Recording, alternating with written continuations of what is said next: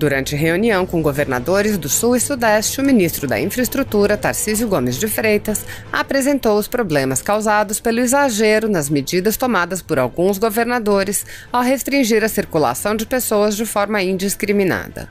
Tarcísio apontou que, ao fechar comércios e serviços que servem como apoio para o transporte de cargas, os governadores podem quebrar as cadeias logísticas que garantem o abastecimento de toda a população. Tarcísio apontou que, se o transporte de cargas parar, o desabastecimento virá.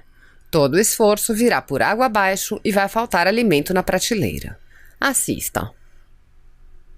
O alastramento da epidemia para dentro da melhor técnica, fazer o espraiamento, né, da curva de infecção, mas a gente tem que pensar na logística, né? Há necessidade premente da gente manter a logística funcionando. Vários decretos de restrições foram sendo estabelecidos ao longo do tempo e a gente sentiu a necessidade de tentar coordenar isso aqui até dentro de uma prerrogativa constitucional, né? Porque, no final das contas, a União tem a atribuição de legislar sobre a matéria em função das rodovias, dos portos, dos aeroportos, das ferrovias, fazerem essa ligação entre as unidades da federação. Criamos e vamos positivar na legislação o Conselho Nacional dos Secretários de Transporte. Fizemos a primeira reunião sexta-feira e agradeço a todos os governadores por terem disponibilizado seus secretários. As conversas estão sendo de alto nível. Eu tenho certeza que a gente vai poder corrigir algumas questões que nós observamos ao longo desse processo e que vão ser fundamentais para manter o abastecimento por algum tempo. E aí eu vou fazer alguns alertas. Primeiro, é fundamental a gente manter o transporte rodoviário de carga. E nós estamos tendo uma série de dificuldades. Alguns decretos, quando fizeram os fechamentos de comércio, né, de indústria, fechou bar, restaurante, borracharia, esses decretos eles não fizeram uma exclusão expressa daquelas estruturas de suporte ao transporte.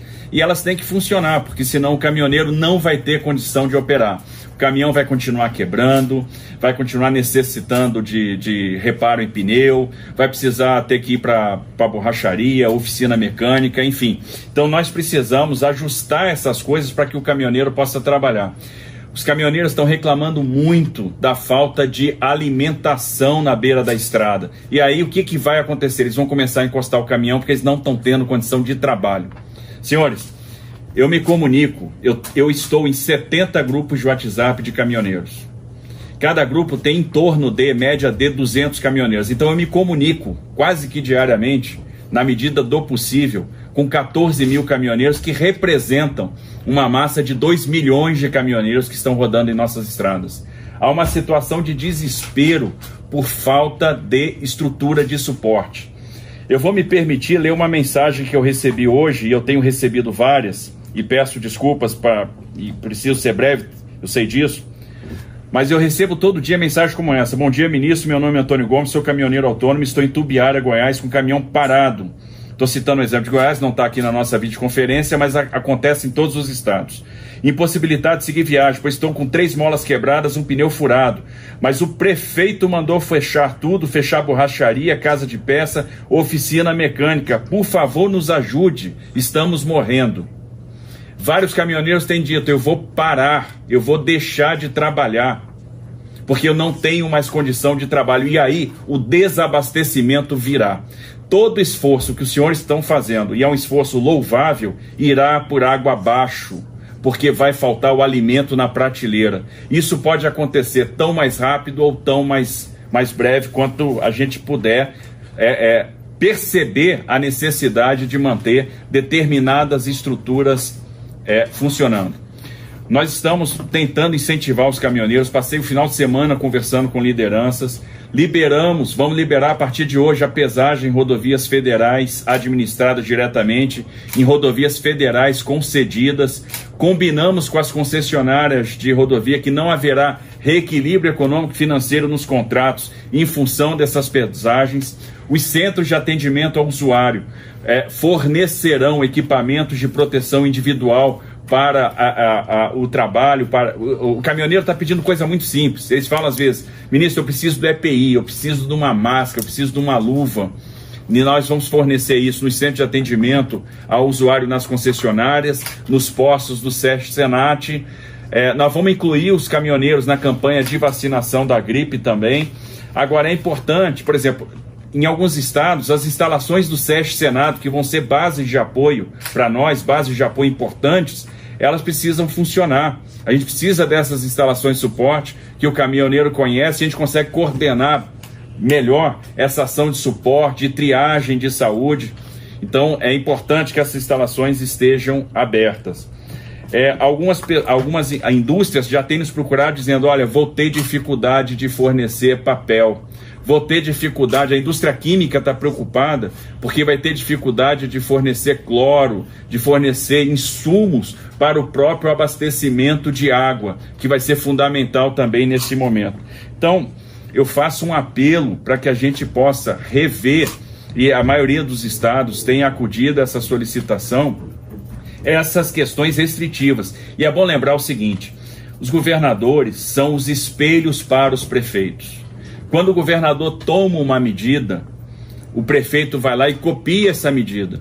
Então, o governador bloqueia determinados negócios no âmbito do estado, o prefeito faz a mesma coisa no âmbito do município, muitas vezes sem a inteligência técnica, porque os governadores estão com suporte da turma de saúde, de epidemiologia, estão fazendo isso com base em constatações técnicas, suporte muitas vezes, como é o caso de São Paulo, de consultorias de alto nível. Os prefeitos, às vezes, não têm esse suporte técnico, mas copiam medidas que os governadores estão tomando, e o que é pior, às vezes extrapolando. Tem prefeito que está fazendo barreira física na estrada, para que não passe, não circule nada. E aí nós vamos ter um problema sério, nós vamos ter um colapso de abastecimento. Para que as medidas sejam eficazes do ponto de vista sanitário, entendo, apesar de não ser um especialista no assunto, há de se ter o abastecimento, porque quando faltar o abastecimento, vai haver a flexibilização. E aí tudo que foi feito vai cair no descrédito. Então é necessário a gente pensar naquilo que tem que funcionar neste momento, porque senão a gente não vai ter onde fazer manutenção das ambulâncias, porque as concessionárias estão fechadas, não teremos as oficinas, não teremos as borracharias, por exemplo, boa parte dos pneus consumidos pelos caminhões hoje no Brasil são pneus recalchutados, recapados. E a indústria que trabalha com essa recalchutagem tem que funcionar, porque daqui a pouco vai faltar pneu no mercado. E essas coisas são rápidas. Então eu peço atenção para isso. Outra situação que está acontecendo: proibição de realização de obras em alguns estados. Senhores, estamos no período de chuvas. Nós estamos tendo problemas com rodovias, principalmente no Sudeste e no Nordeste. Hoje a 232 arrebentou. Então, se nós não conseguirmos chegar para fazer manutenção das rodovias, as rodovias vão ficar interrompidas, porque bueiro vai continuar estourando, continua chovendo. Hoje a 232 arrebentou em Pernambuco. Nós tivemos uma série de problemas no Espírito Santo, vamos ter queda de barreiras eventualmente se chover. Tivemos problemas em Minas Gerais, quedas de barreira, interrupções de rodovia, estouro de bueiro. Se a gente não conseguir chegar para fazer a manutenção, nós não vamos conseguir restabelecer o fluxo, vamos ter um problema de circulação de mercadorias e isso vai gerar o desabastecimento. Uma coisa que nós estamos fazendo, transporte aéreo vis-à-vis transporte rodoviário interestadual de passageiros. A situação do transporte aéreo, está todo mundo muito preocupado com os aeroportos. Vamos fechar aeroportos? Acho que não é adequado, não dá para fechar. Senhores, nós temos 26 mil brasileiros no exterior que vão precisar ser repatriados, vão precisar chegar ao Brasil. É lógico, e dá para fazer toda uma coordenação de vigilância sanitária federal com vigilância dos estados para fazer o suporte e o monitoramento dessas pessoas. Mas não podemos lembrar que ainda na crise, ainda que eles estejam vindo do exterior, são brasileiros e precisam do nosso acolhimento. Além disso, É bom lembrar que a balança comercial brasileira no que diz respeito a medicamentos e insumos médicos é extremamente negativa.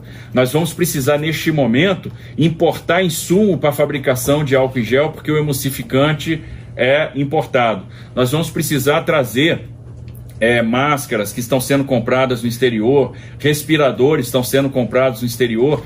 Muitos desses produtos estão vindo no porão dos aviões. E a malha aérea ia ficar completamente paralisada já a partir dessa semana. O que nós estamos fazendo? Em conversa com as companhias aéreas, estamos vendo o seguinte: olha, Latam, você vendeu 20 bilhetes para esse trecho, Gol, você vendeu 30, você vendeu 10, então nós vamos condensar isso num avião só. Uma companhia vai fazer uma perna, a outra companhia vai fazer outra perna, nós vamos distribuir as malhas entre as companhias, então vai ter só uma companhia operando determinada perna, para que a gente possa manter minimamente o fluxo de profissionais de saúde, o fluxo de pessoas que necessariamente precisam se deslocar para um tratamento de saúde importante, para um transplante, o órgão que vai chegar por meio de um transplante, e que usam às vezes o porão das aeronaves comerciais, o medicamento, etc. Então não dá para interromper completamente o fluxo, mas nós estamos numa situação de transporte aéreo, tanto doméstico quanto internacional, praticamente paralisado, e estamos tomando medidas para ter o mínimo de atendimento possível, porque senão, quando precisarmos uma viagem de urgência para resolver até um problema de suporte aos próprios estados na área de saúde, nós vamos ter dificuldade, e é importante manter esse serviço operando. Desde sexta-feira, a Anvisa autorizou que as secretarias de saúde dos estados possam complementar o esforço da Anvisa no que diz respeito à triagem de pessoas que chegam nos aeroportos. E estou falando dos aeroportos porque isso reflete também no transporte rodoviário interestadual de passageiros. Entendo a necessidade de fazer o bloqueio, mas temos que pensar o seguinte: existem pessoas que foram para os estados para trabalhar, estão ficando sem ocupação, acumularam uma parte um pouquinho de dinheiro e querem voltar para suas localidades de origem para passar esse momento de crise em casa com um custo menor. Entendo que é preciso dar um prazo para que essas pessoas possam se programar e aí sim interromper o transporte de passageiros. A ideia é nós fazermos uma proposta no grupo de secretários de transporte hoje, para que todos avaliem, nos dê o retorno e a gente publique uma resolução do comitê de operação de crise, do comitê de crise, estabelecendo como é que vai se dar a interrupção, quando que ela vai se dar, quando que a gente vai deixar de pagar passagem, até que dia que as pessoas podem viajar, e as medidas sanitárias para os ônibus a partir do momento, enquanto eles estiverem funcionando. Mas acho que nós temos que dar a oportunidade para a população se preparar para poder fazer os seus últimos deslocamentos, então a gente precisaria de um tempo para que isso aconteça. Nos portos, nós estamos tentando manter o porto funcionando. É importante que os insumos médicos e a exportação está saindo por esses portos. Entendo que nós temos que manter a economia funcionando minimamente, então isso é importante para Santos, isso é importante para Paranaguá, isso é importante para Sepetiba.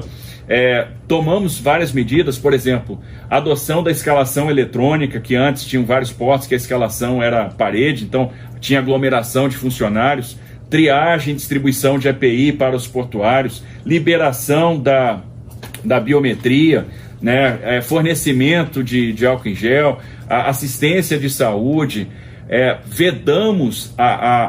estabelecemos a quarentena obrigatória para tripulante em embarcações, então a embarcação para, o tripulante vai estar obrigatoriamente de quarentena e não vai poder descer no porto, isso para diminuir a circulação de pessoas, a não escalação de vulneráveis, de pessoas com idade, de trabalhadores portuários avulsos, com estabelecimento da renda mínima, de uma compensação salarial financeira que vai vir do operador portuário, e depois nós vamos fazer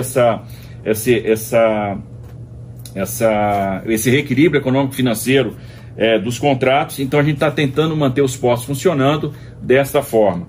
Ferrovias, as ferrovias de carga estão dispostas a transportar material que seja necessário para o enfrentamento da crise, até gratuitamente. Eles estão doando espaço nas locomotivas para fazer isso, né? Fazer esse transporte de carga. Com relação ao transporte de passageiros, nós temos aí 2 ferrovias, a Estrada de Ferro Vitória Minas e a Estrada de Ferro dos Carajás. Entenda que os governadores querem suspender esse serviço, não temos objeção, e a ideia é que nessa minuta de resolução que nós vamos submeter os secretários de transporte hoje à tarde, a gente já delibere também sobre isso e possa fazer a suspensão imediata do serviço de passageiros nessas 2 ferrovias, né? Enfim, basicamente são essas as questões. Eu peço atenção para a questão da manutenção da rodovia, das empresas que vão ter que fornecer insumos para que a gente possa fazer essa manutenção, das oficinas, das borracharias, para que a gente mantenha o transporte rodoviário de carga. E outra coisa, nós precisamos de uma atitude positiva para os profissionais do transporte. A gente tem visto várias homenagens, justas homenagens aos profissionais da saúde, aos profissionais da segurança pública. Está na hora da gente fazer a mesma coisa para os profissionais de transporte, porque eles estão com medo. Eles estão com medo de trabalhar, eles estão querendo encostar os seus caminhões, cuidar das suas famílias, não fazer o transporte. E se a gente não for rápido, nós vamos enfrentar o desabastecimento. Pode ser que daqui a pouco a gente não tenha determinados produtos em prateleira. E, gente, como o isolamento é total e muito provavelmente necessário, as indústrias vão deixar de produzir determinados insumos, porque também não adianta ter o transporte funcionando se o cara não tiver o que carregar. Eu preservo a indústria de alimento, mas não preservo a indústria de embalagem. Em algum momento nós não vamos perceber alguma coisa, e aí nós vamos ter desabastecimento. Se houver o desabastecimento, vamos ter o caos instalado e as medidas sanitárias corretas poderão passar a ser questionadas pela sociedade. Então é muito importante que a logística funcione nesse momento. Entendo que a criação do grupo agora de secretários de transporte foi um grande ganho nessa coordenação. A primeira reunião foi excepcional em termos de medidas. Houve um desconforto com relação à publicação da MP final de semana, que tratou, por exemplo, do transporte intermunicipal. Isso já foi conversado e para ter o caminho mais rápido, a Anvisa, no dia de hoje, vai estabelecer uma delegação de competência para as autoridades de vigilância estaduais darem o suporte técnico para que o transporte intermunicipal possa ser cancelado. O que está acontecendo, então? Os secretários trazem um problema. Nós erramos, por exemplo, na publicação de uma medida provisória num dispositivo, isso desagradou. Traz para cá, a gente vai tomar uma providência para corrigir.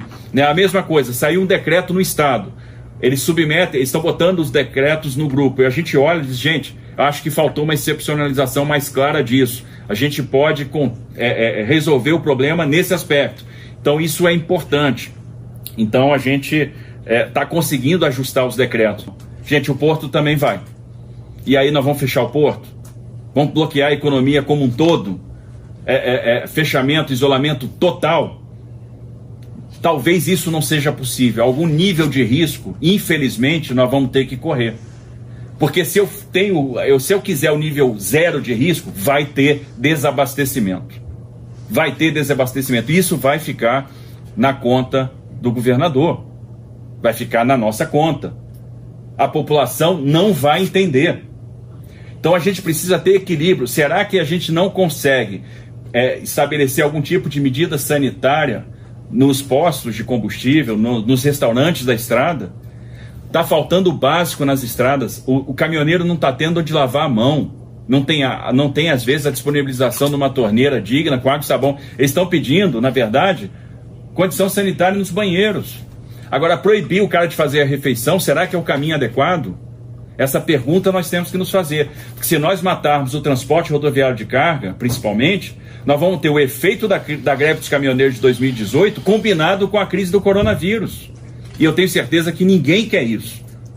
Então, a nossa responsabilidade aqui no Ministério da Infraestrutura e a responsabilidade das secretarias de transporte nos estados será manter essa logística funcionando. E lembre-se que os governadores são espelhos para os prefeitos. O que o governador está fazendo está sendo copiado pela prefeitura. Então a gente tem que ter muita coordenação e muita inteligência nessas medidas para não gerar uma crise de abastecimento, para não faltar o cloro, para não faltar o insumo para o tratamento de água, para não faltar o produto químico para tratamento de água, para não faltar o papel higiênico.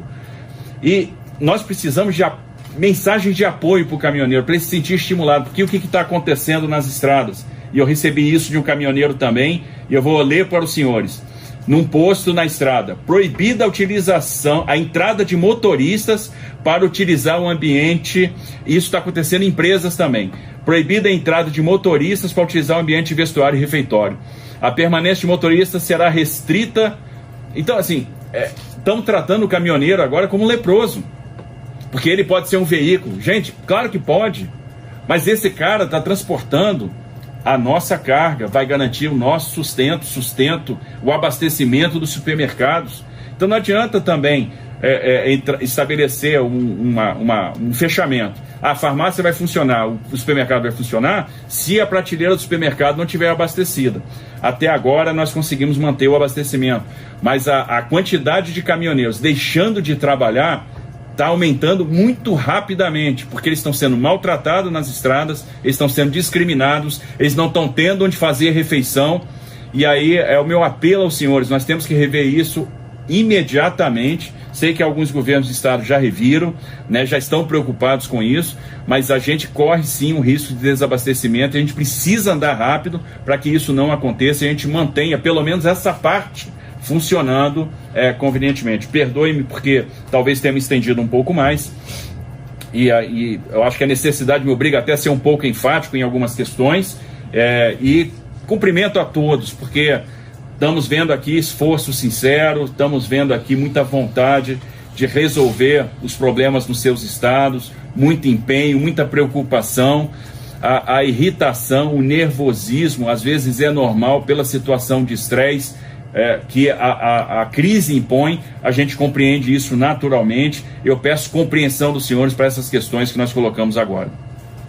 Se você apoia Jair Bolsonaro, curta este vídeo, manifeste a sua opinião e compartilhe para que a vontade do povo brasileiro seja conhecida. Inscreva-se no canal para ter acesso gratuito ao nosso conteúdo.